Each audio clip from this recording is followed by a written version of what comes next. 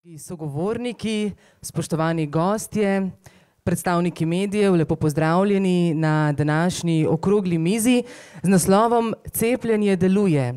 Ta naslov ni naključje, kajti tako je naslovljen tudi letošnji svetovni teden cepljenja, ki tradicionalno poteka vsak zadnji teden v aprilu. Pozdravljeni v imenu organizatorja STA kluba Slovenske tiskovne agencije. In upamo, da ste pripravili že vprašanja, ki bodo na vrsti po zaključku seveda uvodnega dela, ko bomo spregovorili o tem, kako deluje cepljenje. S kakšnimi dilemami se starši srečujejo pred cepljenjem otroka ter na koga se s takšnimi dilemami lahko obrnejo. Sogovorniki bodo odgovarjali na vprašanje, kje so vzroki za upad precepljenosti in kakšne so morebitne posledice tega na javno zdravje.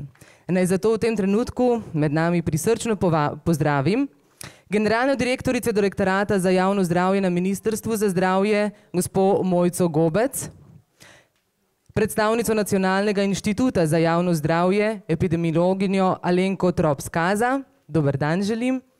Z nami je tudi infektolog in pediater na Kliniki za vročinska stanja in nalezljive bolezni UKC Ljubljana, gospod Marko Pokorn. Dober dan.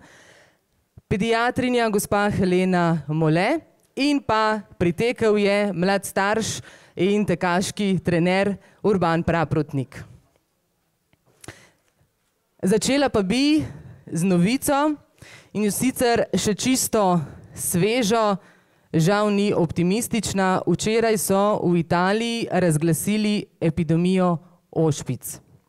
Potem, ko so letos opazili že skoraj 1500 primerov te bolezni, kar je skoraj dvakrat več kot leta 2016 in 7-krat več kot leto predtem. Poglejmo, kakšne so razmere trenutno v Sloveniji. Pri nas se precepljenost z obveznimi cepivi sicer znižuje približno odstotek na leto. In v tem trenutku se delež precepljenih za nekaterimi bolezni znižuje na raven, ki zagotavlja tako imenovano čredno imunost in lahko se zgodi, da bi tudi Sloveniji se zgodila v nadaljevanju epidemija ošpic. Gospa Trop Skaza, kakšna je trenutno v grobem slika na področju cepljenja v Sloveniji? Kako je recimo z obveznimi in neobveznimi cepivi? Hvala lepa, naj pozdravim tudi v imenu Nacionalnega inštituta vse, ki smo danes tukaj prisotni. Torej, kakšna je slika? Zelo na kratko, v Sloveniji je tako imenovan obvezen rutinski program cepljenja, ki vključuje cepljenje predšolskih in šolskih otrok proti 9 nalezljivim boleznim, davica, tetanus, oslovski kašelj, otroška paraliza, hemofilus influence tipa B, ošpice, mumps, rtečke in to je to. V letu 2009-2010 smo kot neobvezno prostovoljno umestili v naš rutinski program cepljenje šestošolk proti HPV, no in v letu 2015 cepljenje dojenčkov proti okužbi z invazivnimi pnevmokoki, ki povzročajo sepso, meningitis, pljučnico in pa seveda tudi akutno vnetje srednjega ušesa. Kaj opažamo? Ko pogledamo gibanje, trend, kako se nekako drži precepljenost v naši državi, kaj lahko ugotovimo? Podatki Nacionalnega inštituta za delež cepljenih v Sloveniji v obdobju od 2006 do 2015 nakazujejo to, kar je bilo že povedano, recimo na letni ravni za odstotek upad deleža obveznikov, ki se cepijo. Tako so podatki za 2015 o precepljenosti, torej otrok v prvem letu življenja, ki so prejeli 3 odmerke cepiva proti ošpicam oziroma proti davici, tetanusu, oslovskemu kašlju, hemofilusu in otroški paralizi, konkretno za to zadnje omenjeno leto 94,8 odstotkov.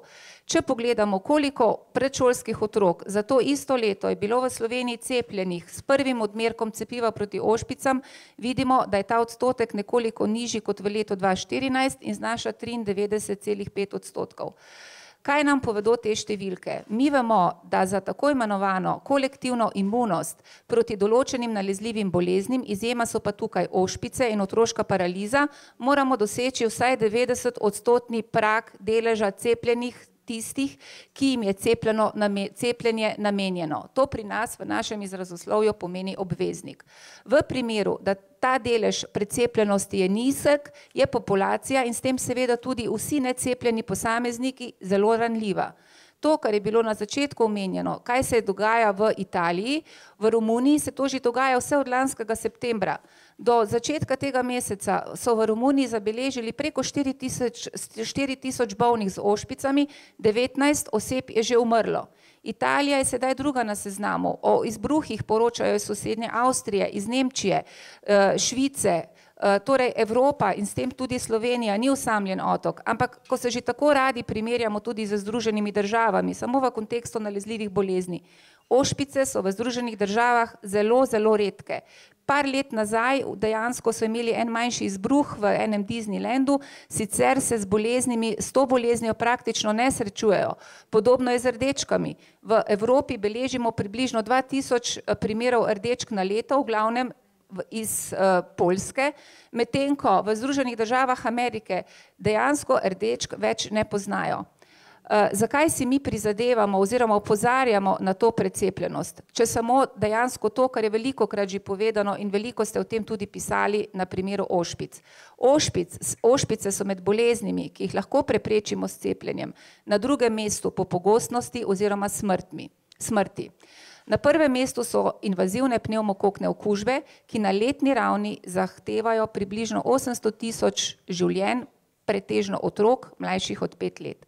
Ošpice, zahvaljujoč tudi naporom celotne svetovne skupnosti, so z žalostnim statističnim podatkom, da je zaradi ošpic v letu 2015 umrlo v svetu 130 000 otrok, pretežno otrok, to pomeni 15 umrlih na uro. Cepivo proti tej bolezni pa je na voljo že več kot 50 let. Gospa Gobec, kakšne ukrepe načrtuje država prav na tem področju povečevanja stopnje precepljenosti oziroma kako nagovoriti starše naj vendarle cepijo otroke? Hvala za vabilo. Kot vsi veste, seveda na Ministrstvu za zdravje spremljamo to situacijo in seveda vse skozi zagovarjamo to, kar pravi stroka, da je cepljenje varen in učinkovit javnozdravstveni ukrep, pravzaprav eden najbolj bleščečih uspehov medicine. Tudi nas skrbi ta upad precepljenosti, čeprav se zakonodaja na tem področju v tem obdobju, ko precepljenost pada, pravzaprav ni spremenila. V Sloveniji velja obvezno cepljenje, kar pomeni, da država zagotavlja vse pogoje, zdravstvena služba je seveda pripravljena izvajati to dejavnost, starši pa so dolžni svoje otroke cepiti.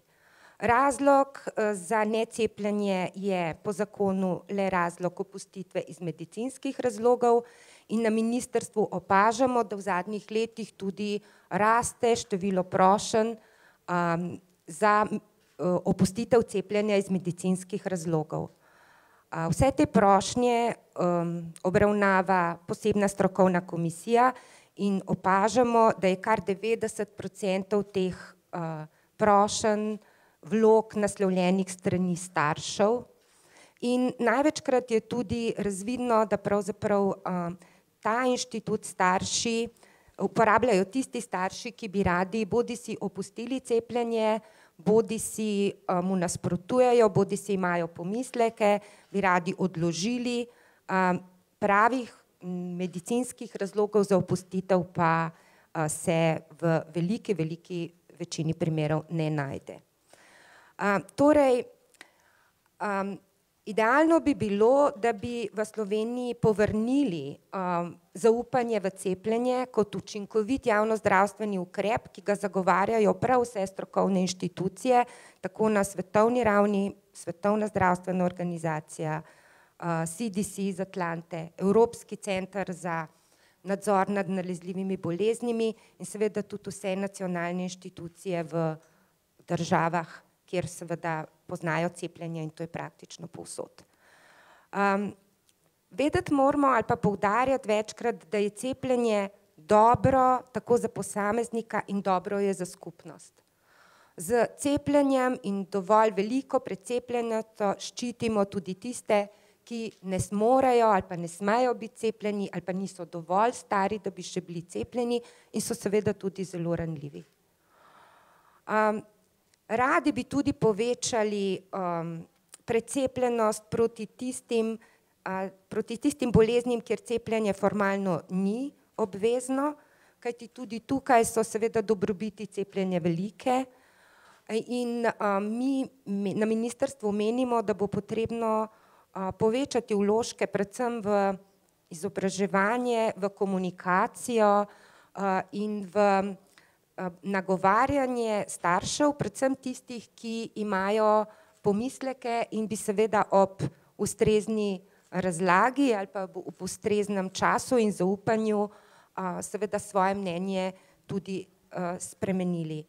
Morda na tem področju tudi v zadnjih letih zaradi varčevalnih ukrepov smo tu nekoliko zaostali, ampak na ministrstvu načrtujemo tudi seveda v sodelovanju s stroko, predvsem z Nacionalnim inštitutom in pediatri, več aktivnosti na tem področju.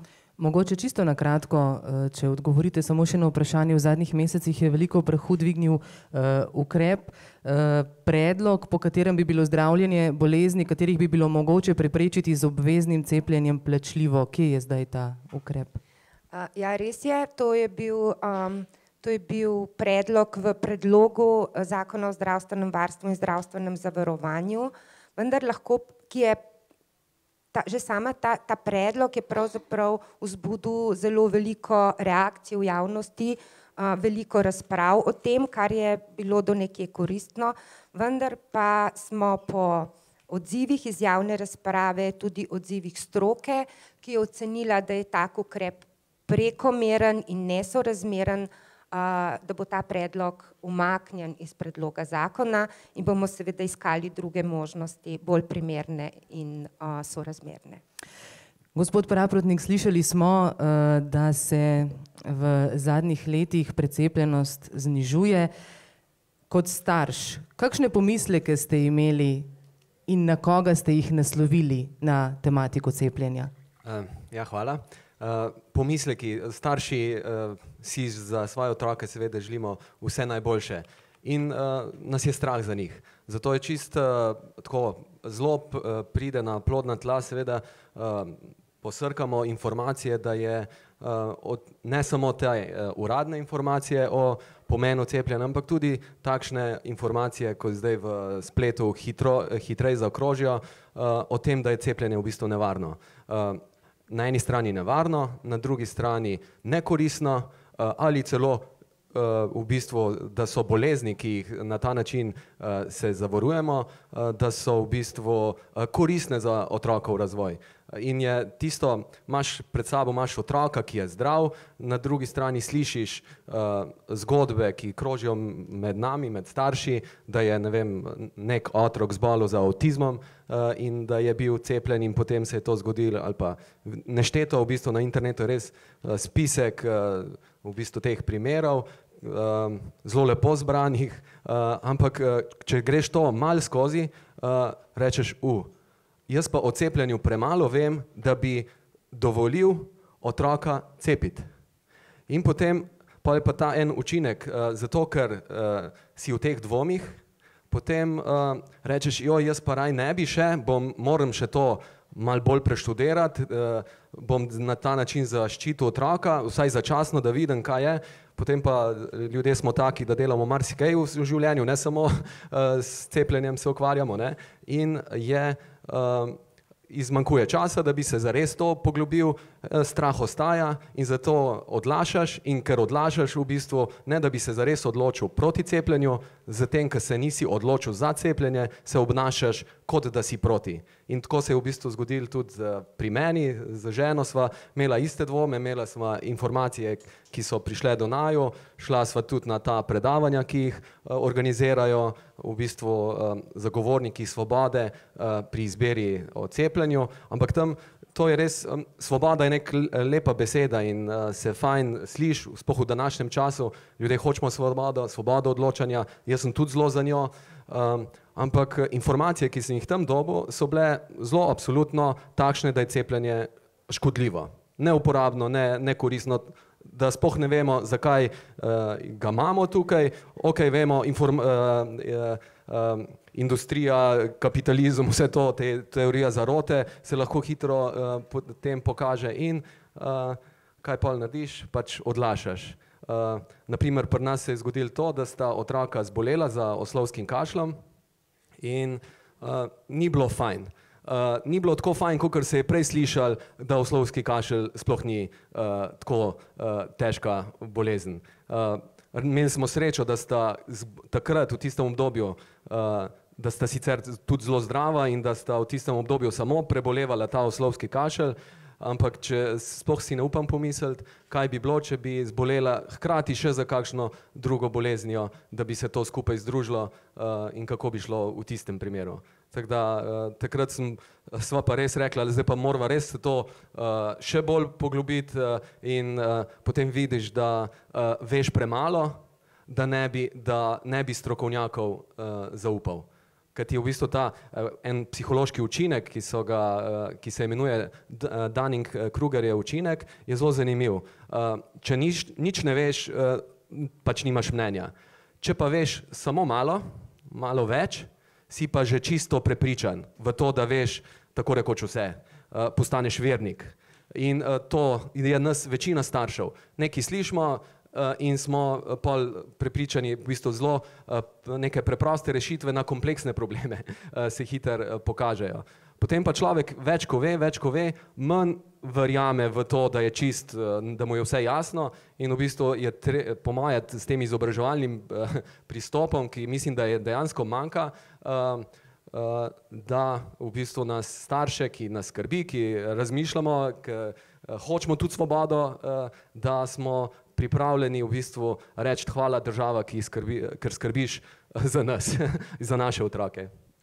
Gospa Mole, na vas se verjetno obračajo starši z različnimi vprašanji, z dilemami, veliko jih je neodločenih v tistem trenutku, tako kot je Urban poudaril, veliko je slišanega, veliko videnega, veliko lahko preberemo in več ko preberemo, bolj smo v dilemi.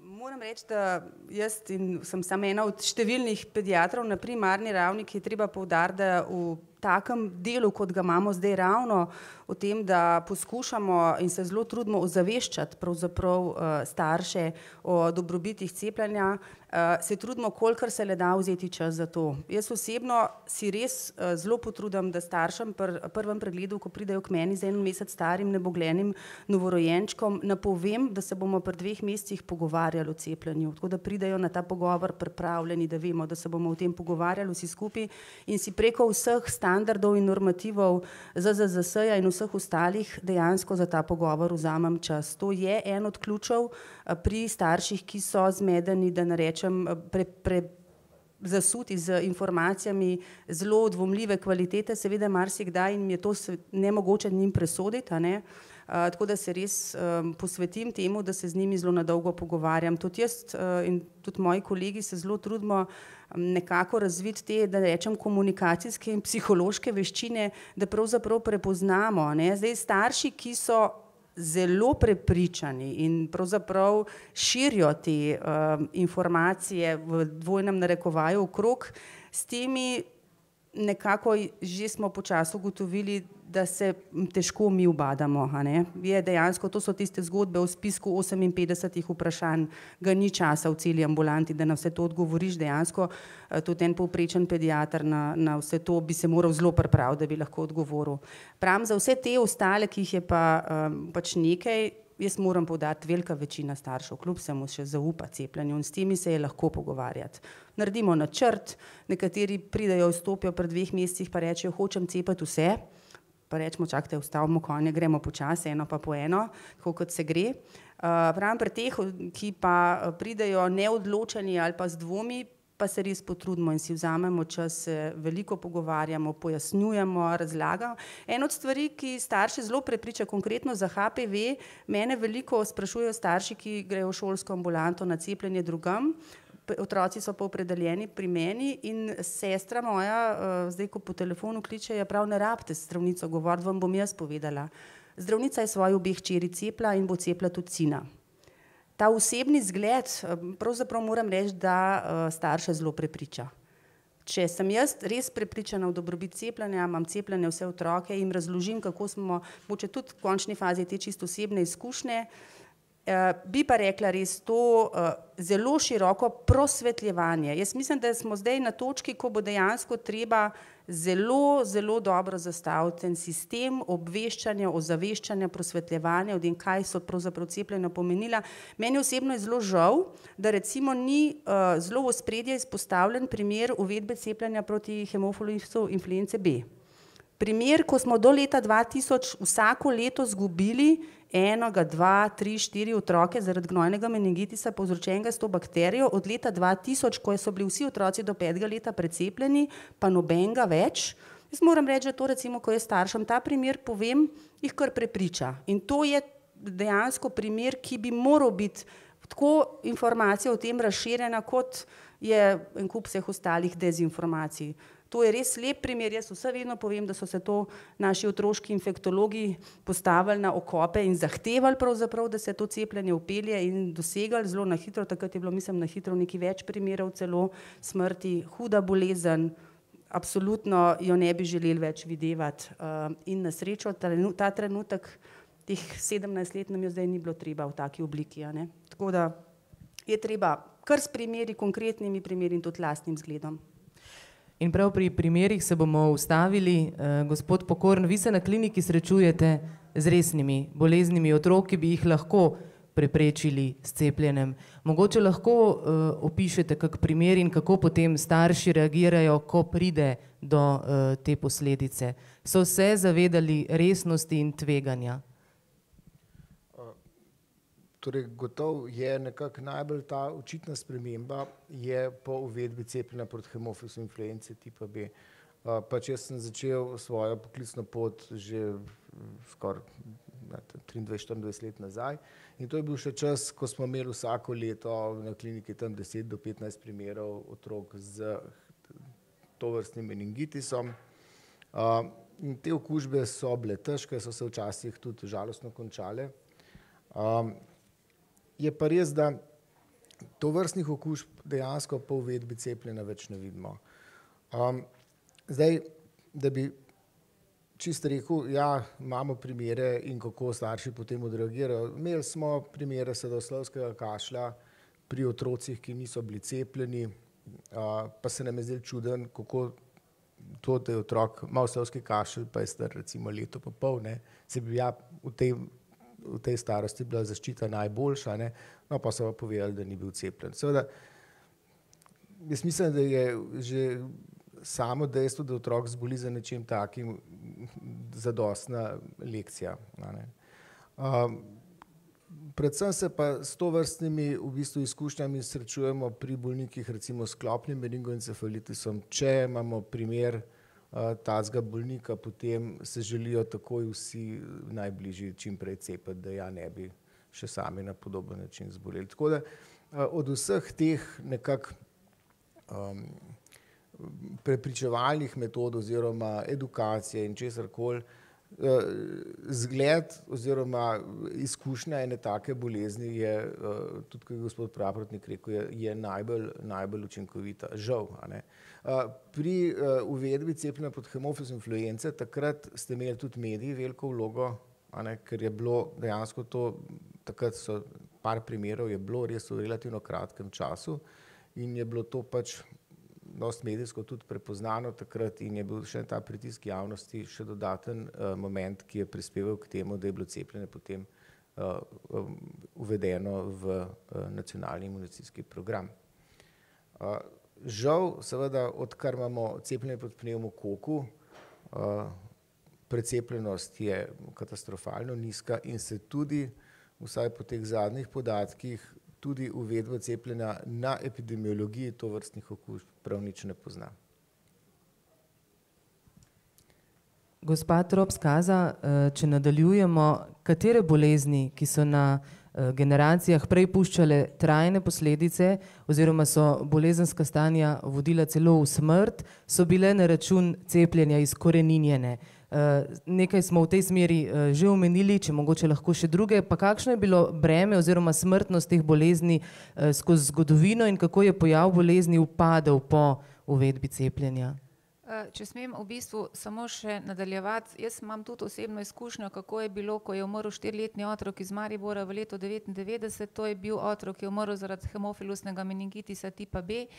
Mame so šle na ulico, na vrata ambulante so pritiskale vse mame, ker je bila pač informacija, da je to bakterija, okužba, ki je nevarna za otroke stare do 5 let, moledovale, prosile in zahtevale, da je njihov otrok nemudoma cepljen, ponujale podkupnino, svilene šale, samo da njihov otrok ne bo umrl. In takrat je v bistvu bilo to, kar je povedal dr. Pokorn, potem implementirano zelo kmalu v imunizacijski program. Ne spomnim se, da bi takrat kdorkoli glasoval proti cepljenju proti hemofilusu B. Kar pa se tiče v bistvu zdaj konkretnega vprašanja glede uvedbe cepljenja v Sloveniji in dejansko zgodbe o uspehu.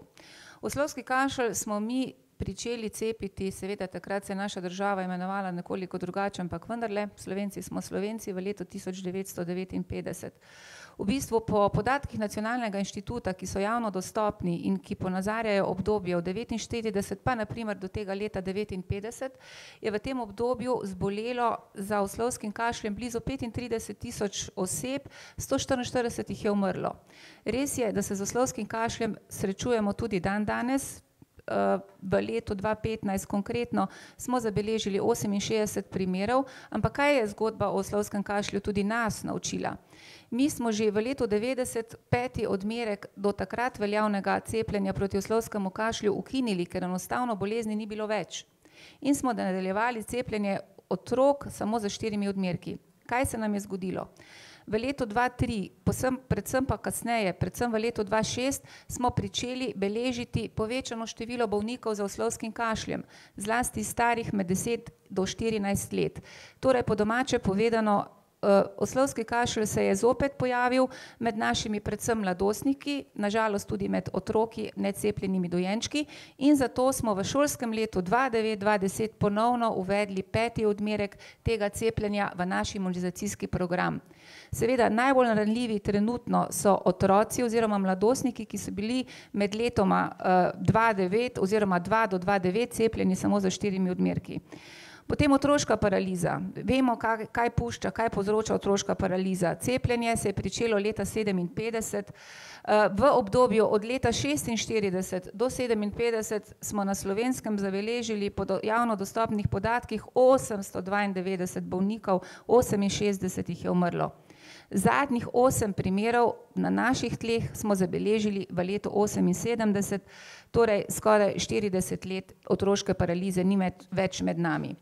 Slovenija je bila že v letu 2002 proglašena za državo oziroma območje brez otroške paralize, vendarle vemo, kaj se v sodobnem svetu dogaja od migracij in drugih zgodb, da virus otroške paralize je še vedno prisoten, bolniki tudi, predvsem v 2 državah, Afganistan, Pakistan. Zato moramo s cepljenjem nadaljevati.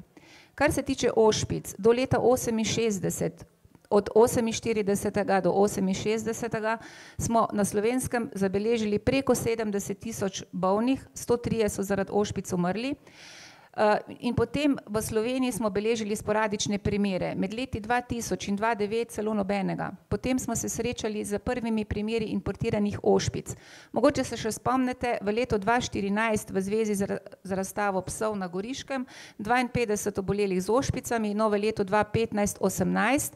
V glavnem je šlo za importirane primere. Kaj to pomeni? Da so se osebe okužile v tujini, predvsem v državah bivše Jugoslavije, Bosna in Hercegovina, tudi Avstrija, in potem je prišlo do sekundarnega, tako imenovanega sekundarnega prenosa pri nas. Proti davici cepimo že več kot 80 let, že od leta 1937. Davice dejansko mi nismo imeli v Sloveniji že 50 let. Zadnji primer v letu 67. Da je pomembna kolektivna precepljenost, so nam potrdili tudi dogodki v 90. letih, kjer je bila davica v bivših državah Sovjetske zveze endemska.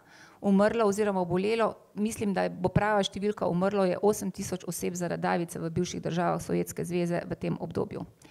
Tetanus cepimo po letu 51, sistematično, korak po korak. Srečujemo se še vendarle z sporadičnimi primeri tetanusa, konkretno po uradnih številkah, kar se tiče Slovenije, v letu 2015 3 obolele ženske.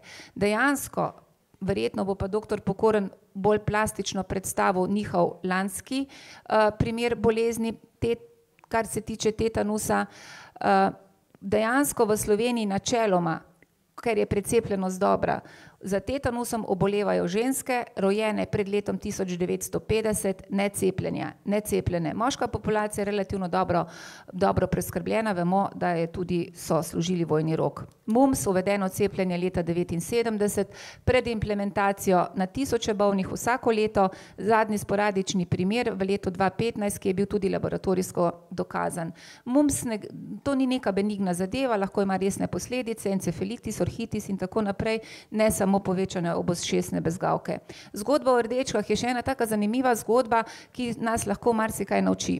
V letu 72 oziroma v 73 je cepljenje bilo obvezno samo za deklice stare od 12 do 14 let in za določene ranljive ženske v rodni dobi, ker rdečke so predvsem nevarne za plod zaradi sindroma kongenitalnih, torej prirojenih rdečk. Vendarle bolezen se je še vedno pojavljala, saj je virus krožil. Dejansko med fanti, ki so bili necepljeni, in potem sistematično implementiran program oziroma dopolnjen program v letu 1990, kjer je postalo cepljenje obvezno ne samo za deklice, ampak tudi za dečke, in zadnji primer rdečk smo mi v Sloveniji zabeležili v letu 2007. Pogostokrat mi slišimo, ja, v glavnem, gledajte, vi govorite nekaj, vi ste v službi farmacije, ampak zato, ker se je izboljšala higiena in življenjski pogoji, v bistvu so zadeve pač takšne, kar se tiče nalezljivih bolezni. Zelo povedno, jaz sem si tukaj na veliko sprintala, recimo oslovski kašelj. Kdaj smo začeli cepiti, kako se je zgodba zgodila oziroma pojavljala za številom prijavljenih primerov, kaj beležimo. Primeri, recimo, zelo povedni je tale graf, ki prikazuje cepljenje proti ošpicam. V letu 1968 vse ta prva navpična črta predstavlja leto 1968. Pred tem letom v bistvu ošpice vidite v kako velikem številu. To leto prva doza, prvi odmerek, drugi odmerek sistematično v letu 1974, to prikazuje druga, tale pokončna črta in potem vidimo, kaj se dogaja. Zadnji večji izbruh v Sloveniji, kar se ošpic tiče, v letu 1994-1995, ko je zbolelo več kot 500 oseb, no in potem se srečujemo s posamičnimi, na srečo še vedno importiranimi primeri. Ampak kaj bi jaz rada danes tudi povedala? Na nacionalni ravni imamo mi nacionalne deleže precepljenosti, vendar se deleži med posameznimi regijami zelo razlikujejo. Mi imamo na primer v statistiki določene regije, kjer konstantno dosegamo oziroma presegamo priporočen odstotek cepljenih, ki zagotavlja kolektivno imunost. Na drugi strani imamo tudi znotraj samih regij zelo pestro sliko.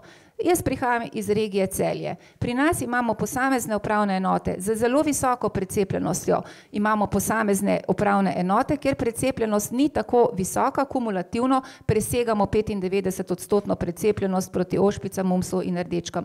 Vendar tudi znotraj posamezne občine so tako imenovani žepi. Razne vzgojno-izobraževalne inštitucije, kjer v bistvu se izobražujejo otroci, katerih starši so na primer nasprotniki cepljenja. Vse to predstavlja v bistvu ranljivo populacijo, ki lahko, če pride do vdora, do vnosa virusa v neimunni populaciji, naredi to pač, kar naredi. Samo pa mogoče, da končam, to sem zdaj pač povedala, kar se tiče obveznih cepljenj. Recimo HPV zgodba, torej cepljenje proti okužbi z humanimi papiloma virusi, ki ne povzročajo zdaleč od tega samo predrakavih sprememb in raka na materničnem vratu, ampak predstavljajo v Evropi velikansko breme za oba spola. Tukaj je ena taka povedna slika, kaj vse oziroma v absolutnih številkah ocena deleža bolezni, ki jih povezujemo oziroma so povezane z HPV virusi. tukaj ni samo v bistvu ženska populacija, levi del predstavlja moško populacijo, to je moj levi del, desni žensko, in če preberem te številke od genitalnih bradavic do raka v glave, vratu, raka zadnjika, materničnega vratu in seveda tudi raka penisa, breme teh bolezni v Evropi ocenjeno je 324.000 za moške in pa nekaj čez 324.000 za ženske. Torej, dejansko vidimo uspešnost cepljenja, univerzalnost v bistvu in pa s tem omogočena tudi enakost v zdravju. Gospod Pokorn, če lahko čisto na kratko se res dotaknemo lanskega primera tetanusa, ste bili zelo presenečeni nad pojavom? Ja, prej 25 let nismo imeli primera pri otroku. Zadnji predtem je bil, mislim, da v zgodnjih 90-ih, mislim, da je bil en romski otrok, ki ni bil nič cepljen. In to nas je kar presenetilo. Ampak dejansko je, kljub temu, da je mogoče manjša pozornost pri študiju infekcijskih bolezni se posveča boleznim, ki se jih da preprečiti s cepljenjem, očitno poznavanje teh bolezni še vedno tako močno, da je bila bolezen dokaj hitro prepoznana. Lahko mogoče čisto na kratko predstavite eno ste že potek konkretne bolezni, ki je bila izkoreninjena? Torej, izkoreninjene so bile izključno in samo koze. Črne koze so bolezen, ki je izkoreninjena, vse ostale so pa v bistvu precej izginile, ampak so pa še vedno prisotne po svetu. Tako da za nobeno drugo nalezljivo bolezen pri človeku ne moremo reči, da so bile izkoreninjene. Zdaj, vsaka bolezen ima neke svoje specifike. Oslovski kašelj je bolezen, ki gre lahko z, Kitajci temu pravijo 100-dnevni kašelj, kašelj v napadih, ki traja lahko zelo dolgo. Predvsem je nevarna bolezen za dojenčke, za majhne otroke, kjer gre lahko ne s povsem značilno sliko, ne pride samo do močnih napadov kašlja, ampak otrok preprosto neha dihati. Za bolezen v bistvu, ko je enkrat že v polni meri razvita, učinkovito zdravljenje ne obstaja in je pač treba počakati, da zadeva mine. Če je otrok toliko bolan, da v bistvu pride do zastoja dihanja, potrebuje zdravljenje v enoti za intenzivno terapijo. In mislim, da je leta 2005 zadnji v bistvu otrok umrl v Sloveniji zaradi oslovskega kašlja. In jaz sem to videl in ni bilo prijetno. Drugače pa mislim, da žal v smislu edukacije staršev, to vrstno strašenje z tem, kaj se ti lahko zgodi, nič ne pomaga. In tudi raziskave so pokazale, da ko so primerjali različne načine, kako bi vplivali na odločitev staršev, ali se bodo odločili za cepljenje otrok, to vrstna strategija je bila prej kontraproduktivna kot učinkovita. Se pravi, da je še utrdila mnenje staršev, da sicer jih ni bilo več strah določenih stvari, ampak še vedno se pa niso odločili za cepljenje. Imate mogoče kakšen drugačen predlog? Ne, jaz moram reči, da sem se že kot mlad doktor začel v bistvu pogovarjati z nasprotniki cepljenja in smo se tudi organizirali pred več kot 20 leti na medicinski fakulteti en tak posvet, ampak to je bil v bistvu pogovor gluhih. Moram pa reči, in to danes mislim, da je treba omeniti, da pa študenti medicine so se pred, mislim, da 2 letoma organizirali v okviru projekta Immuno, kjer zelo entuziastično ozaveščajo javnost o koristnosti in varnosti cepljenja. Tudi pred 14 dnevi so organizirali na medicinski fakulteti kongres študentski o cepljenju z naslovom A se ti tudi ne bi cepil, ki je bil praktično v 3 urah so zasedali kompletno predavalnico veliko medicinske fakultete, ko so odprli prijave. Kongres je bil res dobro obiskan in mislim, da je bil zelo uspešen. In oni imajo tudi svojo Facebook skupino in so tudi v začetku bili deležni kar hudih obtoževanj, raznih anonimnih komentatorjev, bolj ali manj anonimnih komentatorjev na Facebooku, ampak potem so pa uvedli v bistvu ena zelo taka pravila obnašanja in moram reči, da so na tem področju, mislim, da kar uspešni in naredijo kar precej oziroma morda več kot kdo v tej državi, ki bi bil bolj kompetenten oziroma poklican, da bi to naredil. No, gospa Gobec, kakšne pa druge evropske države? Katere mehke ukrepe recimo imajo na razpolago, da vzpodbujajo cepljenje, da povejo še tiste pozitivne strani na bolj mehek način? Je mogoče povzeti kakšno dobro prakso iz tujine tudi v Sloveniji? Ja, lahko povem, da s tem pojavom nezaupanja v cepljenje se seveda srečujejo v številnih državah in se s tem tudi dovolj resno ukvarjajo. Kot je doktor Pokoren omenil, obstajajo številne študije in lahko povem, da tudi v Sloveniji se končuje projekt, ki ga je izvajal raziskovalni projekt, obsežen, ki ga je izvajal Nacionalni inštitut za javno zdravje z Fakulteto za družbene vede, z namenom, da bomo bolje razumeli razloge, kdo so dvomljivci v cepljenje, kaj so razlogi, tako med starši, kot tudi med zdravstvenimi delavci, zato da bomo lahko potem bolj učinkovito naslavljali te njihove dvome in bolj jasno komunicirali.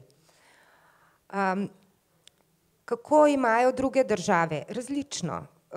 Kot smo slišali, v nekaterih državah seveda sistem popušča, imajo resne težave s tem, nekatere zato, ker je razpadel zdravstveni sistem, države bivše Jugoslavije recimo, kjer enostavno več zdravstveni sistem ne zagotavlja dovoljšne dostopnosti in ljudje niti ne morejo oziroma je težko priti do cepljenja.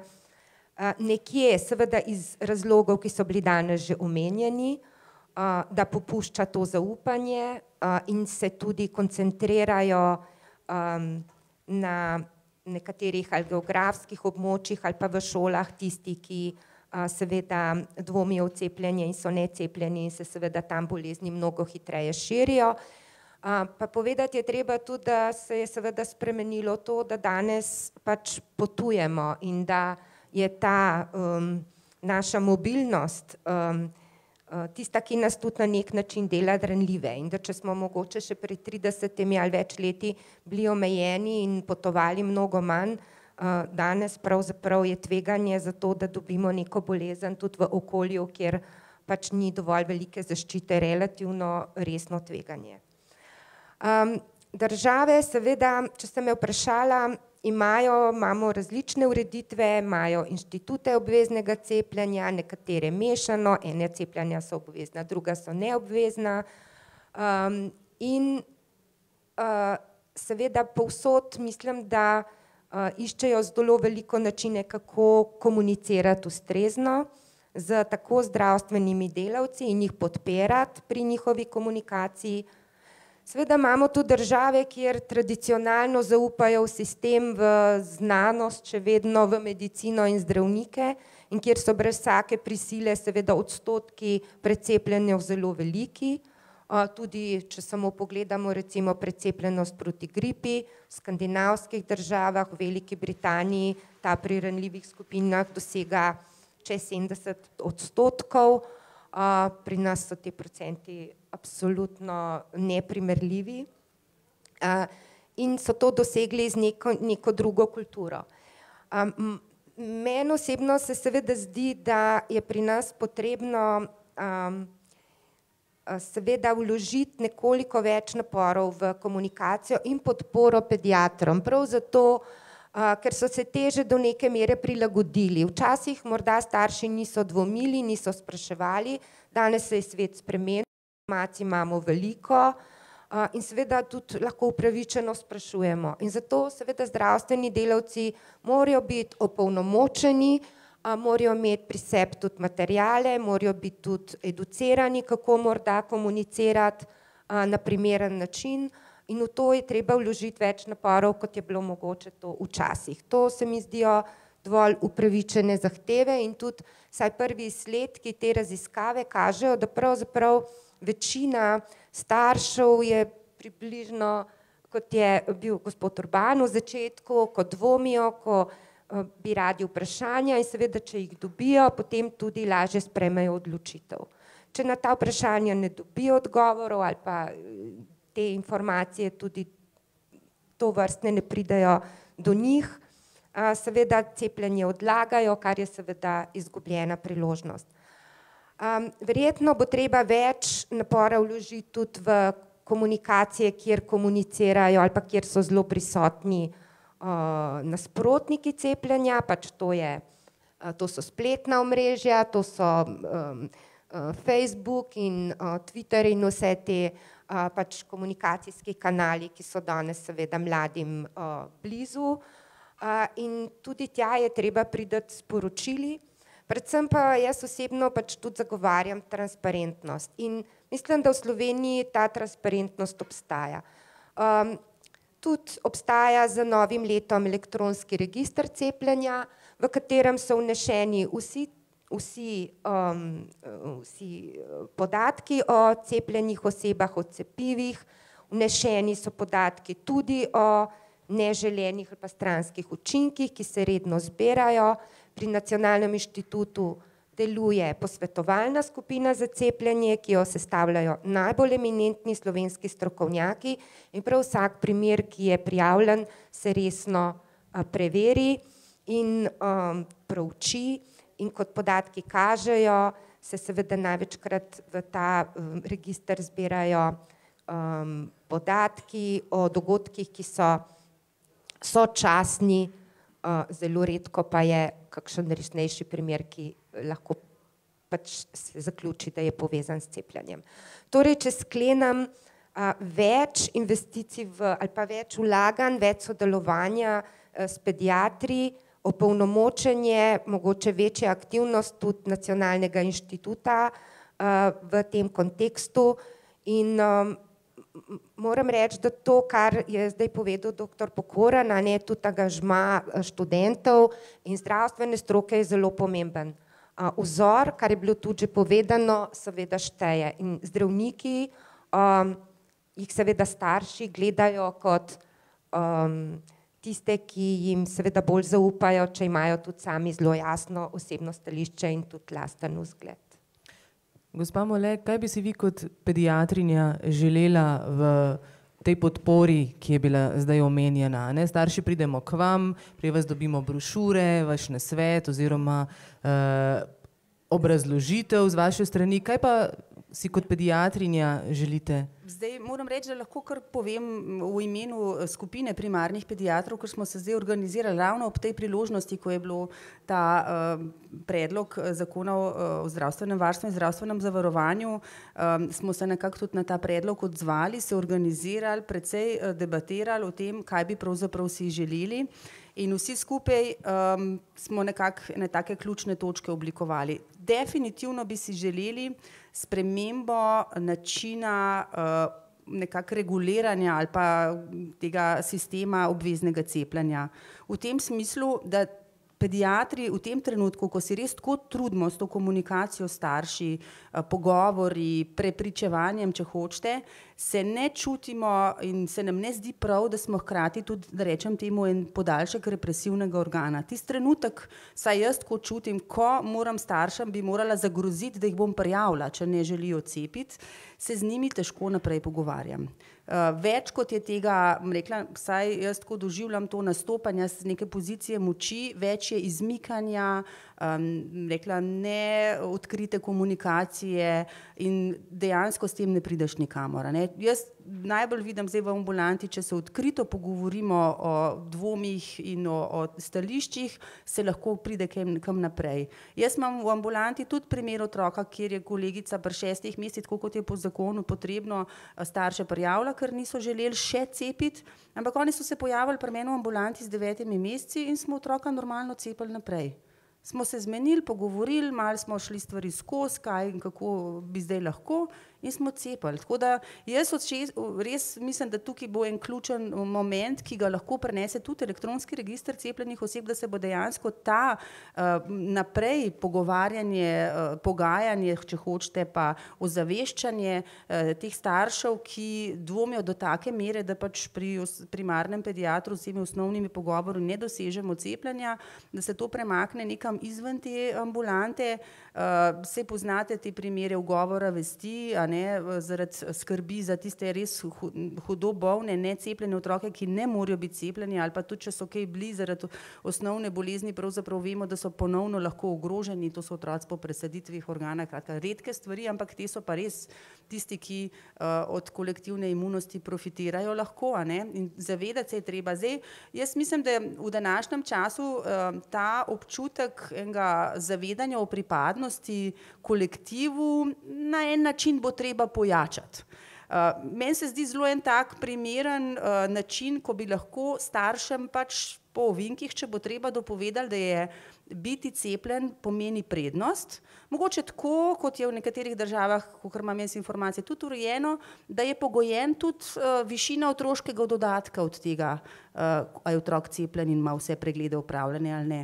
To je pravica države, po mojem mnenju, namreč, če želimo vse dobrobiti države in skupnega bivanja izkoristiti, moramo zato te pripadnosti skupnosti se tudi zavedati.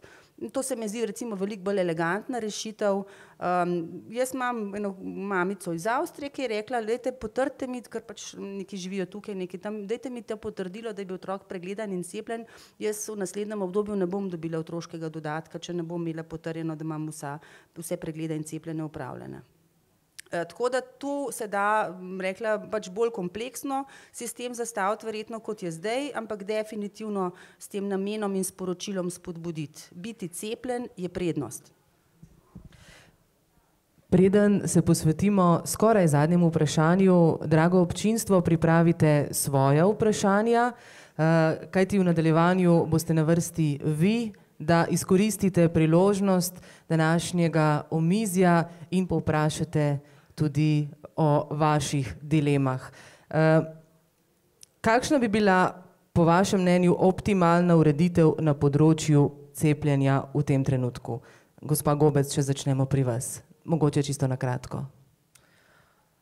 Zdaj, če smo idealni, bi seveda bilo najbolje, da bi starši prepoznali, kot je bilo rečeno, cepljenje kot prednost za posameznika in tudi za skupnost. Kajti vsi smo člani tudi skupnosti, lahko družine, širšega okolja, ne nazadnje pa smo tudi državljani tako Evrope kot tega sveta. In je prav, da ščitimo znotraj skupnosti tudi tiste, ki jim cepljenje ne more še koristiti, tako kot je bilo rečeno. Več informacij, pa predvsem mogoče povrnitev nazaj zaupanja v znanost in to, kar smo morda izgubili, da so vse informacije enakovredne. Verjetno so težko enakovredna informacija ali pa dejstva, ki temeljijo na desetletnem ali pa več desetletij zbranih podatkih, resnih kliničnih študijah, ki so preverjene in ponovljive. In seveda ta podatek ali pa ta informacija ali pa to dejstvo ne more imeti posebno enake teže, kot je pač neko mnenje ali pa nek nabirek nečesa, kar vzameš in pride prav in seveda zveni tudi prav. Se mi zdi, da tukaj moramo vsi narediti več, tudi mediji se mi zdi, da tukaj so pomembni, prav pri tem prikazovanju teh dejstev in teže. Če pa za slovenski prostor govorim, pa lahko rečem, da so seveda vse pobude tudi strani Združenja pediatrov, ki so bile zdaj predstavljene, pa tudi napisane, seveda zelo dobrodošle in da vse, kar bomo v zakonu spreminjali, bomo seveda delali v zelo tesnem sodelovanju s stroko, prav zato, da bi dosegli skupne cilje. Kaj pa vaša optimalna ureditev, gospa Trops-Kaza?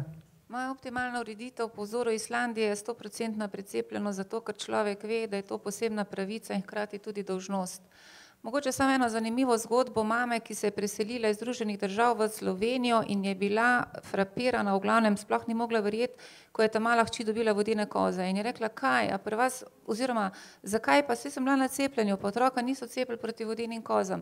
No in potem mi je povedala zgodbo, da pri njih je v bistvu tako, da tudi za vstop v vrtec rabiš oziroma moraš imeti upravljeno cepljenje proti noricam, oziroma tudi vodenim kozam, kakorkoli želite. No in pri nas je pa seveda to cepljenje v glavnem prostovoljno, razen za zelo ozke skupine ljudi, ki so še posebej ranljivi, v bistvu zelo, zelo priporočljivo in dejansko ga plača tudi država. Na splošno recimo v Sloveniji se pa cepi na letni ravni približno 200 do 300 oseb proti recimo vodenim kozam. Torej, tudi študentje, ki hodijo v tujino na določene fakultete, bodisi na izmenjavo, v Anglijo, v Združene države, pridejo k nam, želijo imeti uradne prepise že o vseh upravljenih cepljenih in še potem dodatnih cepljenih, ki so za te recimo določene kampuse obvezni, če ne enostavno, v bistvu ne moreš iti študirati, recimo meningokokni meningitis, ponekod še hepatitis A in tako naprej. Recimo potnik, zadnjič me je eden zelo, zelo prosil, naj mu dam sam štempilko uradno v to knjižico o cepljenju, ker gre v Gano, ampak on je proti cepljenju, čeprav Gana zahteva ob vstopu izkazano cepljenje proti rumeni mrzlici, on se ne bo cepil, sam štempilko naj mu dam, pa bo vse v redu. Torej, načeloma to izobraženost, prosvetljevanje. Nacionalni inštitut se trudi po svojih najboljših močeh. Če greste na našo spletno stran pod zavihek cepljenja, mislim, da skoraj nič ne manjka, je pa mogoče določeno stvar malo težje najti. V končni fazi tudi pri nas, recimo od zdravnikov, ne vem koliko nas je, 20, 30, recimo, določeni se ukvarjamo z vsemi, bom rekla, javnozdravstvenimi problemi, tako da v bistvu neki velik pul ni. Končala bi pa samo s tem, zgledi vlečejo, tako kot je rekla dr. Moletova, če cepim, zaupam, cepim svojo družino, starše, otroke in tako naprej. Bilo je omenjeno cepljenje proti gripi. Koliko zdravstvenih delavcev v Sloveniji se pa cepi proti gripi? 10%. Torej, začeti pri sebi in za svojim lastnim zgledom v bistvu uresničiti rek, zgledi vlečejo. Hvala lepa. Gospa Mole, nekaj ste na to temo že povedali, boste mogoče dodali tudi vaše videnje?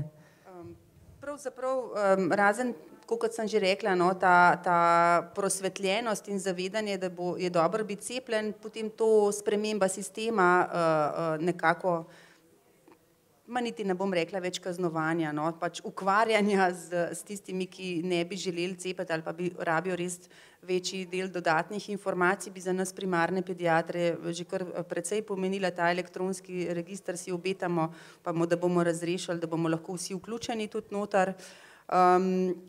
Morda ena taka ideja tudi informacije o tem, kaj je kdo cepljen, bi lahko prišla na kartico zdravstvenega zavarovanja, da tam res niso samo zavarovalniški podatki.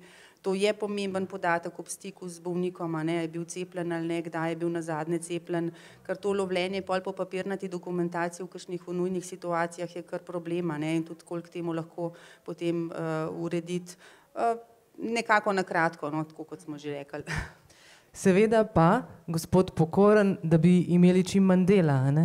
Ja, ker če bomo šli na neobvezno cepljenje, bo najbrž precepljenost padla in bomo morali investirati v gradnjo nove infekcijske klinike, ki bo precej večja in bo imela boljše kapacitete, kot jih imamo zdaj. Jaz sem pripravil nekaj diapozitivov, so me prosili, da za to tiskovno konferenco predstavim in da bom eno kost dodatno vrgel. Tole, kar vidite zdajle, je v bistvu, dajte nazaj, ja, to je pač ena taka primerjava pokritosti GSM omrežja v Sloveniji in precepljenosti otrok. Vidite, da smo, kar se mobilne telefonije tiče, uspešnejši, kot kar se cepljenja tiče. Ampak če gremo na naslednji slajd, in tukaj je v bistvu Tole je resničen zalogaj. Tole so rezultati v bistvu največje raziskave, ki je bila leta 2015 globalno na svetu narejena o zaupanju v cepljenje. V 67 državah, v katero je bila vključena tudi Slovenija, praktično v vsaki državi okrog 1000 anketirancev bilo. Uporabili so Likartovo lestvico, to je pač en psiholog, ki je razvil to neko,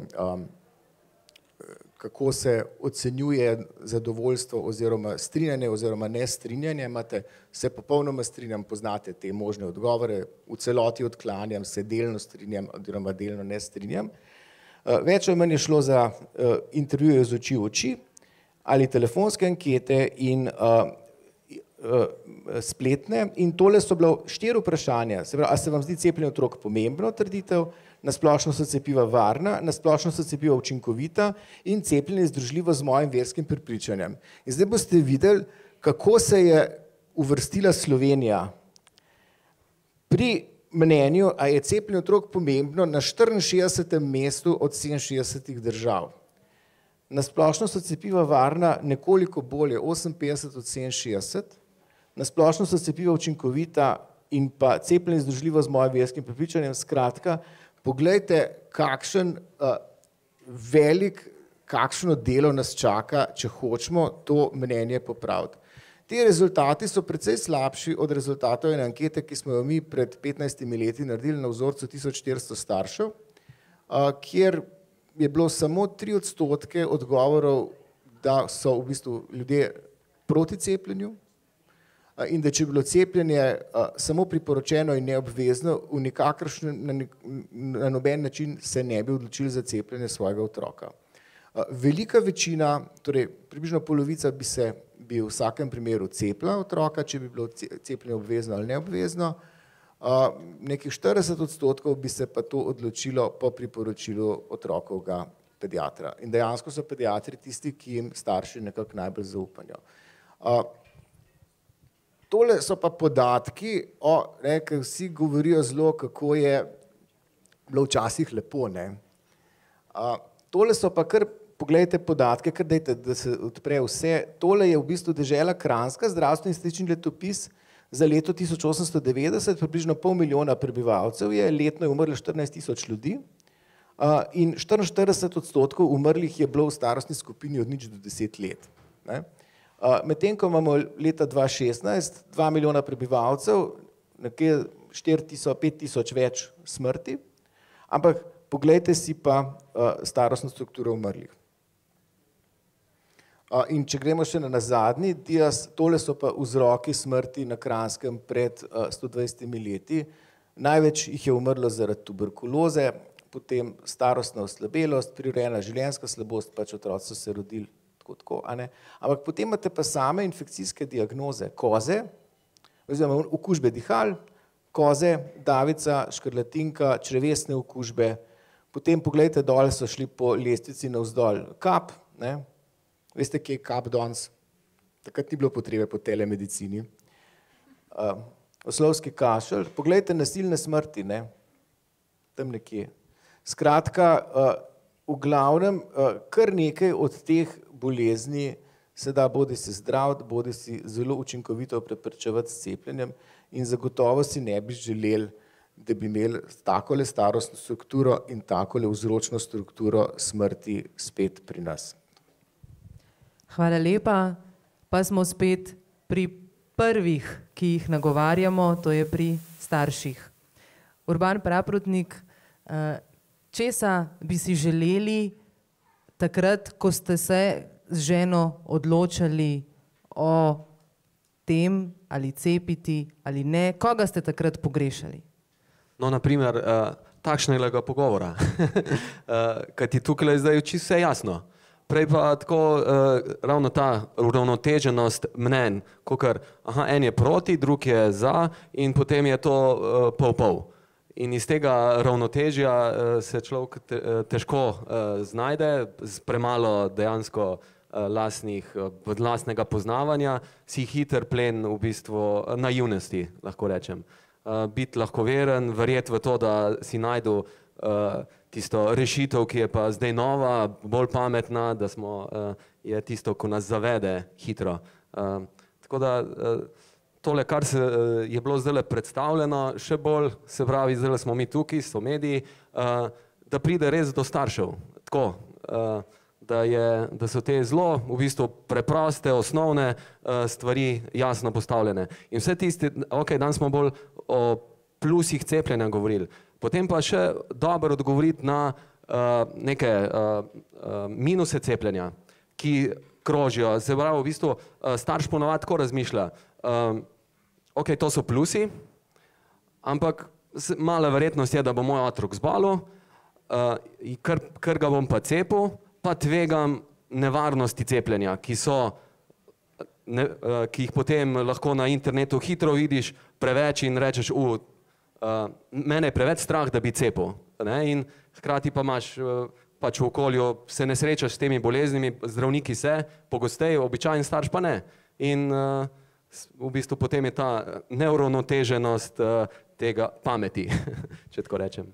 In če bi imeli 1 uro, bi lahko dotaknili se verjetno tudi te teme, se pa bomo zagotovo s kakšnim vprašanjem. V tem trenutku, draga publika, je čas na vas, da izkoristite današnje sogovornike. Če dvignete roko, bo naša Katarina prišla do vas in vam prinesla tudi mikrofon. Tako, imamo že prvo vprašanje.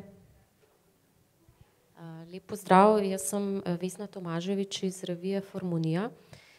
Danes je nekdo od vas omenil, da so ošpice druge na lestvici po pogostosti pojavljanja in smrtnosti, pnevmokoki oziroma verjetno bolezni, ki so posledice okužbe s temi, pa na prvem mestu. Pa sem hotela samo malo dodatnih pojasnil, kaj se dogaja s pnevmokoki in kakšna je pri nas precepljenost, kakšna bi morala biti, da bi bila ta zaščita učinkovita, glede na to, da vemo, da imamo brezplačno cepljenje, pa da je pa vsem prostovoljno.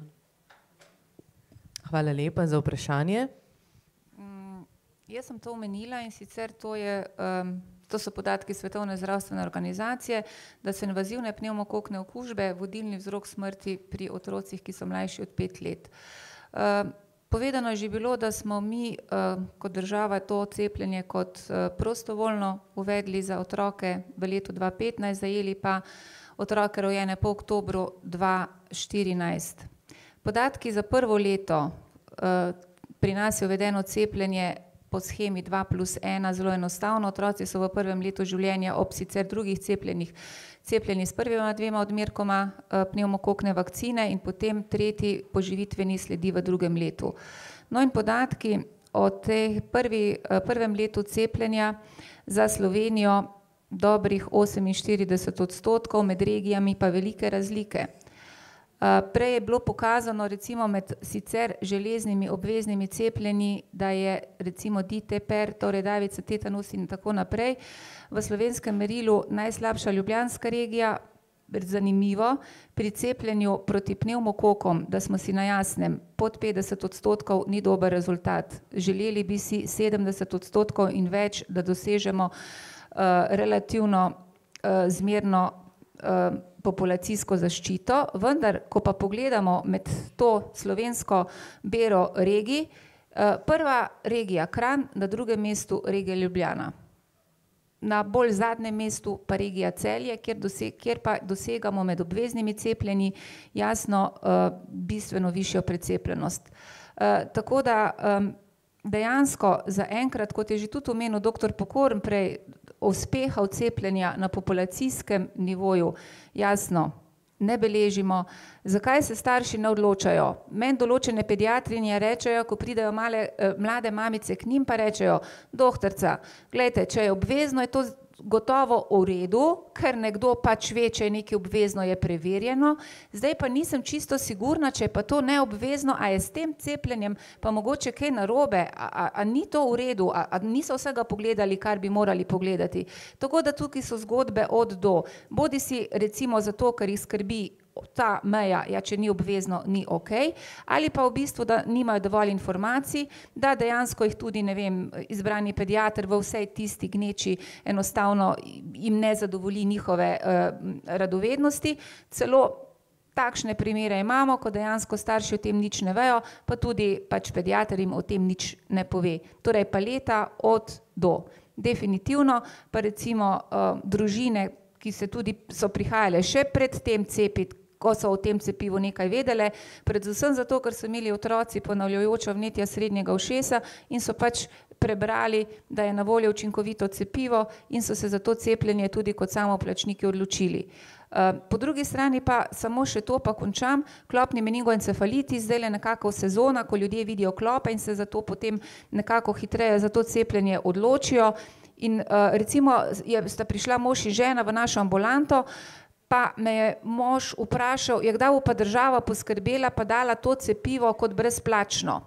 Sem pa rekla, dragi moj gospod, mi že imamo veliko brezplačnih cepiv, ne, pa v bistvu ljudje oziroma tudi starši se za ta cepljenja ne odločajo tako, kot bi si mi želeli, ali pa kot priporočena cepljenja, recimo HPV, kjer je tudi v bistvu precepljenost v letu 2015 praktično za 4% nižja, kot je bila v prvem letu, ko smo cepili 48% šestošolk.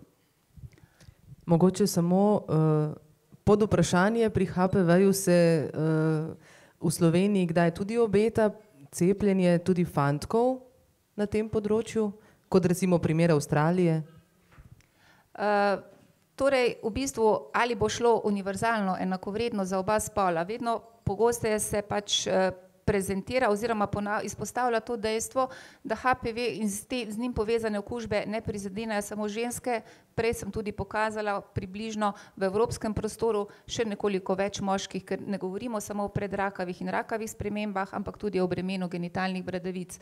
Vendarle, kaj bi morali mi, to je moje videnje, recimo zelo poenostavljeno, od 100 šestošolk, če se jih 50 cepi in imajo te šestošolke potem v 8. ali pa 9. ali pa 1. letniku fanta, ki je seveda necepljen in sta ta dva par, predstavljamo si, da je par populacija, kakšno zaščito dosežemo na populacijskem nivoju? 50 plus nič deljeno z 2 je 25. Če bi bile te punce bolj precepljene in bi imela vrstnike ali pa tudi seveda necepljene partnerje in bi bila ta precepljenost približno takšna, kot je v Avstraliji, 90%, ne? Kaj bi dosegli, tudi če še ne bi odločili za cepljenje dečkov? 90 deljeno z 2 na populacijskem nivoju 45. Ne? Torej veliko nas še čaka, kolikor imam jaz podatkov, določene občine so se odločile in ponudile recimo brezplačno cepljenje za fante v starosti od 9 let naprej. Prvi podatki, približno 20% staršev se je odločilo za cepljenje dečkov in samo še ena številka, potem pa res končam s temi dolgoveznimi številkami. Torej mi imamo priporočeno oziroma priporočilo, da se cepijo seveda tudi fantje in mladi moški do 26. leta, ampak za njih je cepljenje samoplačniško. Kljub temu, veste, koliko slovenskih moških fantov je cepljenje v letu 2015 proti HPV okužbi tudi dokončalo, to pomeni, da so dobili 3 odmerke, mislim, da 12. Pa ne odstotkov, a ne? Ne, absolutna številka, 12 fantov. Gospa Gobec, je želela še nekaj dodati? Ja, na temo HPV-ja bi jaz še povedala, da seveda je zelo, zelo smiselno doseči velike stopnje precepljenosti proti virusu HPV. Kajti na ta način bomo lahko seveda spremenili režim tudi preiskovanja oziroma zgodnjega odkrivanja raka na materničnem vratu. Morda je ta naš učinkovit program Zora tudi potuha za to, vendar vemo, če bi imeli večjo precepljenost, bi seveda lahko spremenili režim tega pregledovanja in bili bolj uspešni. Zato tisti, ki so dosegli višje stopnje precepljenosti ali pa zadovoljive, se seveda kaže izrazit upad pojava raka na materničnem vratu in se mi zdi, da to morda premalo cenimo. To, da imamo učinkovito cepivo za preprečevanje raka, je seveda zelo pomembno. In Moje mnenje je seveda, da mora stroka zelo natančno proučiti, kakšne so koristi tudi uvedbe cepljenja za dečke, in to mislim, da je skupina na Onkološkem inštitutu, ki bdi nad programom Zora in tudi spremenjenim režimom v naslednjem, recimo 10-letnem obdobju tudi počne. Hvala. Ste želela, gospa Mole, še nekaj dodati? Ne. Imamo še kakšno vprašanje v tem trenutku? Ja. Gospodična Tjaša. Dobar dan, Tjaša Zajc iz Medicine danes. Mene v bistvu dve stvari zanimata. Ena stvar je ta elektronski register, kdaj predvidoma je to naj bi bilo že dosegljivo. Druga stvar pa, ko smo ravno govorili toliko o HPV cepljenju, že 3 leta je v bistvu odobreno 9-valentno cepivo. Kako je s tem, kaj kaže, da bi to bilo kaj v programu? Hvala za vprašanje. Kar se tiče HPV 9-valentnega cepiva, je že v tem šolskem letu to implementirano oziroma uvedeno v program za cepljenje 600 šolk, tako da so naša dekleta v 6 razredih cepljena z 9-valentnim cepivom do starosti 14 let z 2 odmerkoma, sprejeta je 2-odmerna shema, tako da cepivo v Sloveniji dostopno. In mogoče izkoristim še samo to priložnost, da država omogoča cepljenje tudi tako imenovanim zamudnicam. To so dekleta, ki so bila v šolskem letu 2009-2010 že obveznice, v narekovajih pa nekako starši niso podpisali tega soglasja. To so danes dekleta, ki so stara 18 let, tako da lahko tudi sedaj same se odločijo za cepljenje, namreč dekleta starejša od 15 let oziroma mladostnik starejši od 15 let o teh zadevah lahko odloča sam, tako da se lahko za cepljenje oziroma cepljenje upravijo. Mogoče samo še ta elektronski register cepljenih oseb. V letošnjem letu spremljamo cepljenje še na stari način, preko tako imenovane spletne aplikacije, cepljenje.net, kjer dejansko vidimo agregirane podatke in nimamo individualnih podatkih o upravljenih cepljenih. Paralelno v ozadju pa teče ERCO, to je elektronski register cepljenih oseb, kot v bistvu sistem v sklopu e-zdravja, tako da v letošnjem letu je to uvajanje nekako še poskusno, če smem temu tako reči. Izvajalci, ki cepijo, to vnašajo, vendar še ne vidijo vseh podatkov. Dr. Gobčeva v bistvu verjetno z 1.1.2018 pa bo dejansko ERCO samo sistem za individualno spremljanje cepljenja. Bi gospa Gobec želela še kaj dodati? Ne. Imamo še eno vprašanje, tukaj spredaj. Kolegica. Anja Gorenc-Cesta. Mene zanima, gospa Gobec, predstavljeno je bilo več mehkih ukrepov, s katerimi bi lahko pač vplivali na večjo precepljenost. Ne vem, vpliv na otroške dodatke in tako naprej. Ali država dejansko namerava uvesti kakšnega od teh ukrepov in katere?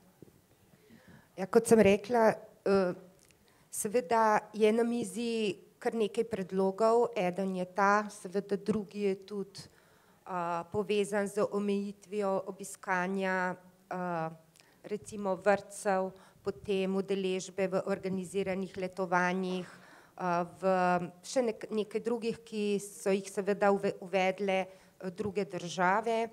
Kot sem rekla, pri nas je v letošnjem letu sprememba zakona o nalezljivih boleznih ni v planu dela vlade zaradi prioritet, ki jih ima ministrstvo, ampak mi v delovni verziji pač spremljamo in tudi proučujemo te ukrepe in, kot sem rekla, sprejemali jih bomo v soglasju s stroko in tudi z drugimi ministrstvi, ki pokrivajo ta določena področja.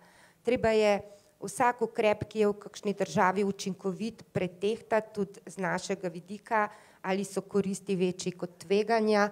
Recimo tudi ta ukrep, ki je bil predlagan, pogledati tudi v luči res njegove polne učinkovitosti, glede na to, da saj nekateri podatki, da nam kažejo, da seveda ni problem precepljenosti toliko v skupinah, ki so kandidati za socialne podpore. Ti starši praviloma bolj cepijo svoje otroke in zaupajo pediatrom. Torej, treba je pogledati ves niz ukrepov in potem izbrati kombinacijo tistih, ki bodo najbolje učinkovali in dosegli cilje. Hvala lepa. Imamo še eno vprašanje. Še eno vprašanje z moje strani. Zanima me, kakšne so pa možne spodbude pediatrom oziroma zdravnikom na primarni ravni, da bi pač ti bolj promovirali cepljenje. Prva spodbuda bi bila že ta, da bi nas bilo zadosti. Samo to moramo reči, no, da je težko delati v taki številki, kaj zdaj. Razmere so slabe, tudi starostna struktura. Ja, to se seveda, jaz ne morem komentirati, se seveda strinjam, ta načrtovanje kadrov na tem področju ni bilo idealno, ampak kot ste povedala že in to, kar tudi predlaga Združenje pediatrov, verjetno je smiselno bolj opolnomočiti pediatre s temi komunikacijskimi gradivi, veščinami, z bolj učinkovitimi tudi prijemi na tem področju. Potem tudi vam iti v nasproti tudi pri zahtevah staršev glede pojasnilne dolžnosti. Treba povedati, da so nekateri pediatri pač bili v prekrškovnih postopkih, zato ker jim je bilo očitano, da ne izpolnjujejo pojasnilne dolžnosti. Tukaj smo z Ministrstvo in Nacionalni inštitut pripravili pač nek standardno gradivo, ki naj bi zadovoljevalo te zakonske obveznosti, vendar pa to očitno še ni bilo dovolj. Tako da več komunikacij, več morda tudi izobraževanja med samimi zdravstvenimi delavci in jaz lahko povem, da me veseli, da sem v nekaterih javnih zavodih, tudi velikih bolnišnicah, v njihovih letnih programih dela letos zasledila cilj, da bodo povečali precepljenost proti gripi pri njihovih zaposlenih, zato da bodo bolje zaščiteni tako zaposleni in seveda tudi pacienti, ki v te inštitucije hodimo. To se mi zdi tak kar pomemben premik. Hvala lepa. Imamo še kakšno vprašanje v tem trenutku, prosim? Vinčič, Radio Slovenija. Na to aktualno situacijo v Italiji bi imela eno vprašanje, namreč glede na to hudo poraščanje tam teh primerov ošpic.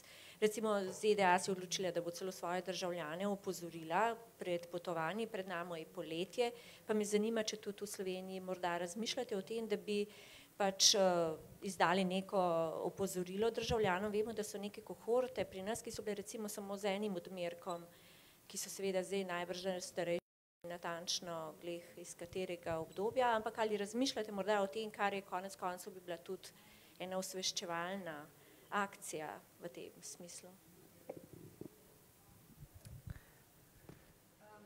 V bistvu to, kar se je zgodilo v Italiji, se je zgodilo v sredo. Res je, da jih je CDC iz Atlante, torej Američani so opozorili svoje potnike, kaj se dogaja v Italiji. Ampak spomnite se, to je v Romuniji že zgodba, ki traja pol leta in v bistvu v Evropi z večjimi in manjšimi zagoni zadnjih nekaj let. Pri nas nekako velja, da so osebe cepljene z 2 odmerkoma cepiva proti ošpicam, mumsu in rdečkam, skoraj 100% osebe, ki so rojene po letu 1974. Za tiste vmes lahko, da so dobili en odmerek, recimo od leta 68, govorim o rojstnih letnicah, do 74, verjetno en odmerek, ni pa nujno. Nekako velja, da pri nas osebe rojene pred letom 1960 so se verjetno v zelo visokem odstotku prekužile. No, to so tudi nacionalni podatki seroepidemioloških študij, tako da načeloma starejši, torej rojeni pred letom 1960, naj bi bili imuni. Dejansko pa samo velja, kdaj je oseba zaščitena, če ima dokazilo, da je dobila 2 odmerka. Pred časom me je klicala gospa, organizira žensko potovanje Cinque Terre, je že pred tem dogodkom razglasitve epidemije ošpic prebrala, da posamezne italijanske pokrajine imajo s tem probleme, da kaj naj zdaj naredi, ali v bistvu vmes je tudi neka nosečnica, kaj naj reče kolegicam, naj gredo na pot ali naj ne gredo na pot, v bistvu na svet.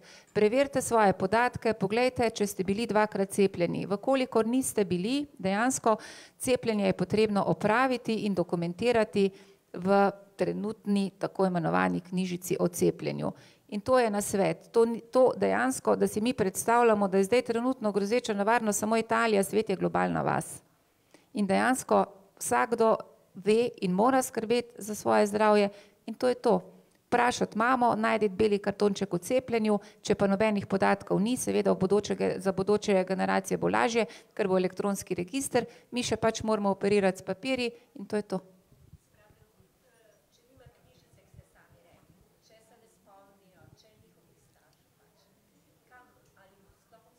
Seveda obstajajo, v bistvu na Nacionalnem inštitutu imamo ambulante, kjer upravimo to cepljenje.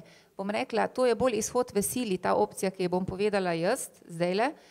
In dejansko možnost pa je, recimo, za zdravstvene delavce velja, da je dokazilo pač o cepljenju, bodi si uradna medicinska dokumentacija o preboleli bolezni, torej datumi cepljenja in tako imenovan titer proti teles, specifičnih proti ošpicam. To je tudi ena alternativa zadnja, če recimo tega nimaš. Jaz se recimo spomnim, jaz sem bila stara 6 let, ko sem imela ošpice, ampak nikjer ni bilo to uradno zabeležen in sem pač šla kot samoplačnica, po domače rečen, so mi pogledali kri in imam dovolj visoke titre. Bi pa samo še to povedala o teh ošpicah na našem posvetu s cepitelji, ki smo ga imeli dobri 14 dni nazaj, je povedala svojo osebno zgodbo kolegica, zdravnica, ki je rojena leta 1944, v bistvu dobila ošpice, ki so se zakomplicirale s pljučnico in je ostala gluha na levo uho in ko je šla v 1. razred, v bistvu teh ošpici dolgo ni upomogla, je tehtala 12,5 kg in zaradi tega je skoraj niso sprejeli v 1. razred osnovne šole in je rekla, glejte, ko jaz to povem staršem, saj si lahko zračunate to, kar je rekla doktor Moletova, da je že verjetno malo starejša gospa, če je rojena leta 1944, kar še potrjuje pač v bistvu pomanjkanje pediatrov na primarni ravni in je rekla, ko jaz to staršem povem, pa jim povem, povejte mi nekaj na levo uho in jim povem, da ne slišim, zato ker sem imela ošpice, problemov z odklanjanjem cepljenja praktično med svojimi otroci nima. Hvala lepa. Bodo pa seveda sogovorniki sedaj tudi na razpolago za vaše dodatna morebitna vprašanja. Imamo še kakšno vprašanje? Aha, nisem videla roke prejle. Izvolite. Še zadnje vprašanje danes. Jaz imam 2 vprašanje, če lahko. Sergeja Harnes, Žurnal. Najprej bi se navezala na vprašanje kolegice glede cepljenja proti ošpicam. Me zanima, v kolikšni meri je cepivo učinkovito. Pa zdaj, če prav razumem ali ne razumem prav, ta zaščita ne izzveni. Druga stvar, ki pa me zanima, je pa glede pomislekov tistih, ki ne želijo cepiti, se v veliki meri nanašajo tudi na sestavine cepiva. Pa me zanima, ali proizvajalec cepiva, GlaxoSmithKline, vam poda oziroma vas informira o tem, kakšne so sestavine tega cepiva, in ali o tem lahko govorite starši oziroma ali vas starši o tem sprašujejo. Hvala. Torej prvo, oziroma mislim, da to bilo zadnje vprašanje glede sestavin. V bistvu preden dobi cepivo dovoljenje za uporabo, če smem temu tako reči, gre skozi 3 faze kliničnih preiskav, 1., 2. in 3. faza, v katerih se preučujeta učinkovitost, imunogenost in varnostni profil. V zadnji 3. fazi je vključenih zelo veliko tistih oseb, katerim je cepljenje namenjeno, da se tudi evidentirajo tako imenovani tisti redki neželeni učinki, ki jih recimo prej niso zaznali. No in potem, ko dejansko se izkaže varnost, učinkovitost, imunogenost, dobi cepivo dovoljenje za promet. Cepivo je tudi zdravilo in dejansko veljajo vse zahteve kot za zdravila. V evropskem prostoru potem daje dovoljenje za promet, torej da se lahko cepimo, Evropska agencija za zdravila. Mi imamo tudi našo javno agencijo, ki v bistvu potem vse te stvari še preveri. Skratka, ko se cepivo potem uporablja, je cepitelj zdravnik pri nas dejansko seznanjen, kaj vse cepivo vsebuje v tako imenovanem glavnih povzetkih zdravila oziroma cepiva. To označujemo s kratico SPC in potem v pil listkih, to so pa tisti listki, ki jih dobimo tudi, če kupimo določena zdravila ali pa dobimo na recept v lekarni, tako je tudi pri cepivih, so opremljeni z informacijami, ki so razumljive laiku. SPC je strokovna zadeva, ampak tudi v pil listku so v bistvu povzete indikacije, razumljivo za ljudi, kaj cepivo vsebuje. Mogoče pa samo še to, kaj vse je v cepivu. Pred časom me je poklical oče in je rekel, vi, ko ste v bistvu dejansko bolj doma na tem področju, a je res, da je v cepivih formaldehid? Ja, pa formaldehid se pa ja uporablja, se vemo zakaj. No, in v bistvu sem si vzela čas in sem mu povedala, da eventualno pri določenih cepivih je lahko prisoten formaldehid v sledovih, to je v mikrogramskih koncentracijah, ker enostavno je bil uporabljan v proizvodnji cepiv, pa dejansko, da formaldehid tudi dnevno nastaja v našem telesu, ker je pač esencialen v nekih zelo minimalnih koncentracijah za sintezo določenih aminokislin. In kaj se je tudi recimo en tak podatek, ko recimo staršem je tudi precej povedan. Živo srebro v cepivih, ampak živo srebro v cepivih oziroma tiomerzal, ki je spojina živega srebra, pri nas v cepivih v Sloveniji nimamo nobenega cepiva, ki bi imel tiomerzal kot konzervans.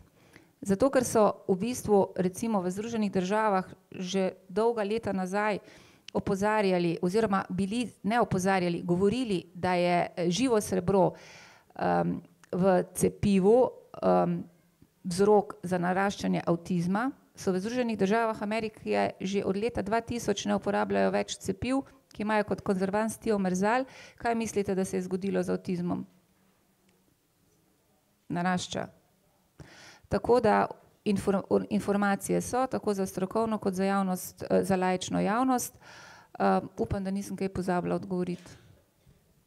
V ambulanti starši, ki jih želijo na vsak način, dobijo original listek iz točno tistega cepiva, s katerim bo otrok cepljen. Je prav ta listek, ki je v škatli s cepivom. Poleg tega vedno spravljene, take malo. Samo še pa to, originalni SPC za strokovno javnost so pa tudi dostopni na spletni strani Nacionalnega inštituta pod strokovno javnost, niso zaprti za nestrokovno javnost, tako da so dosegljivi in seveda tudi na spletni strani EMEA dostopno. Hvala lepa za vse vprašanja. Verjetno smo odprli še kakšnega v tem trenutku. Se želim zahvaliti predvsem tudi našemu omizju. Gospa imela še ne vidim, žal blešči se mi, ampak če je ta trenutek še čas, čisto na kratko, ja. Če lahko mikrofon, prosim. Moje ime pa Vladka Čurin-Šerbec. Malce bliže, ja. Vladka Čurin-Šerbec, jaz sem predsednica Slovenskega imunološkega društva in mene so prišli študenti medicine prositi za sponzorstvo in pomoč za tale kongres, ki so ga organizirali.